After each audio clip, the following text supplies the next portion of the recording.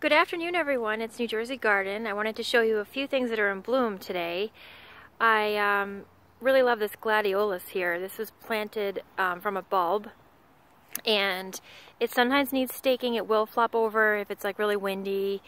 I just love this beautiful yellow color with a little bit of a touch of red on the inside. It's just really pretty.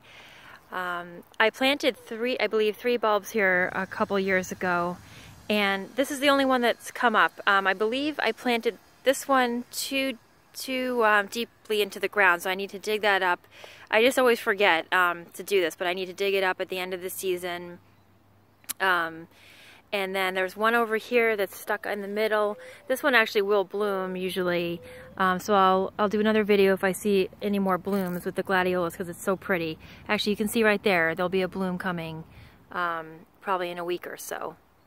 So what I need to do actually after this blooms is I'll probably try to dig these bulbs up and move them to a spot that's not right in the middle of a catmint plant, and I'll dig this one up as well and try to elevate the bulb.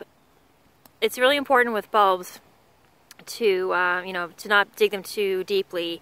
I've done that before where I've planted either tulip bulbs or daffodil bulbs too deeply in the ground, and then they will not bloom for you if it's too deep. So it's really important to follow the instructions as to how deeply you should plant your bulbs. But this is just so pretty. I just wanted to show you this flower today. And then I'm going to show you a couple more things that are in bloom today in the garden. I'll pause the video. Okay, so this is another thing that's in bloom. This is a Clematis that bloomed actually about a full month ago here, and this is its second bloom. I fertilized after the first bloom with something called Alaska Fish Food. It's a liquid fertilizer made from fish emulsion, and it works really well. I use it on a lot of my plants. So we're getting a second bloom of this Clematis, and what I normally do at the beginning of every season is make sure that the Clematis is staked properly.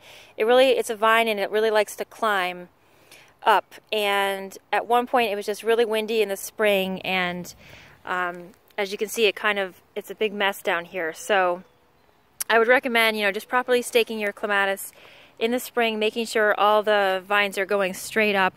This became a tangled mess, and it just looks a little bit of a mess here, but it there goes the chicken that sounds like a rooster. My neighbors have chickens. So I would just recommend maybe fertilizing your Clematis during the season and see if you get a second bloom. I don't tend to prune my Clematis. I do prune most of my other flowers, but this is a very nice perennial to have, and a lot of people will plant them by their mailboxes. It's a very nice vine. So there's a couple more things that are in bloom today, and I'll pause the video and I'll show you those. So here's a sunflower that popped up. I have a few of these sunflowers that randomly popped up on the property. I had grown sunflowers years ago, and every year there seems to be a few, either there's seeds in the ground or birds will drop them in my garden. So I usually grow really tall. I used to grow really tall ones. These are very nice. This is about 5.5 feet tall, and it's got multiple multiple buds coming on this. So there'll be a lot of blooms on this one. And I've been spraying them with deer repellent because the deer will nibble on them, as well as the Japanese beetles. Japanese beetles love sunflowers as well, and you can see a bee coming to the flower here. So that's kind of been a happy addition to the garden this year. And then this is the liatris that I did a video on the other day. It's becoming more in full bloom. It's a purple flower. It's purple perennial with spiky leaves, and it's great because it's pest-free. I just enjoy the fact that I never have to deal with any pests on this perennial. And the bees and butterflies really like it. I see a lot of swallowtail butterflies on the liatris flowers. So I'm going to show you one more thing that's in bloom today. I'll pause the video.